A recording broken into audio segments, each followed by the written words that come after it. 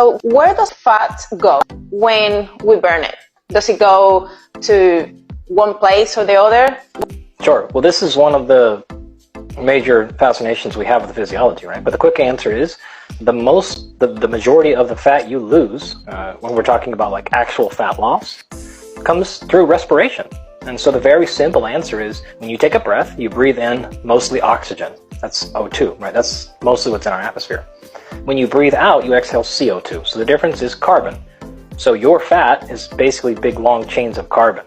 So the fat on your belly, you cut off one carbon, if you will, you put it in your blood, you attach that to the oxygen. That's why you breathe in the first place, actually. The only reason you do that is so that you can run this process. That oxygen attaches to that carbon and you exhale. So there was a carbon molecule that used to be on your belly and now it's out in space. And so because my atoms have physical size and weight and you've lost an atom of carbon, you've lost a little, microscopic amount of size on your belly. Well, when you repeat that process billions of times, that little amount starts to become visible to the naked eye. And so that's how you actually get that fat off your belly and back into the atmosphere. That's a good explanation. So if you wanted to go or give a little bit of a further example, how does that happen? Like we eat food, we digest it, it gets broken down, it's absorbed, distributed to all the systems. Some of that is utilized a certain way, some of that is stored. What happens when we obviously provoke a energy deficit?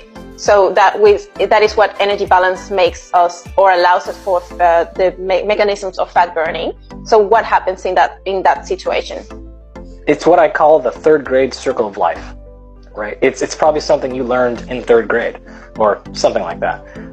Remember, when you eat food, anything that is organic or alive means it's based in carbon. And so a carbohydrate is just a molecule of carbon that has a water attached to it. It has been hydrated. Most carbohydrates, like glucose, blood sugar, is 6 carbons and 6 waters. Fat is the same thing, okay? So whether you eat those things and you put them in your belly, and then they get broken down and then stored, fat from something else or fat on your stomach, it's really the same thing molecularly. So when you go to rid yourself of it, in fact, the only reason we eat is so that we can gain more carbon. So if you eat carbon in your stomach, and then you breathe out carbon, well, what tells you whether you're going to have a net gain of carbon on your body or net loss of carbon on your body is, are you eating more carbon than you're exhaling? Basically, that's all it is. So if you want to lose some of the stored carbon you have, then you either need to stop ingesting so much, or you need to start putting out more exhalation via breathing more. And the easy way to do that, of course, is to exercise, so that you can get into a hyperventilating state where you don't actually feel nauseous and pass out.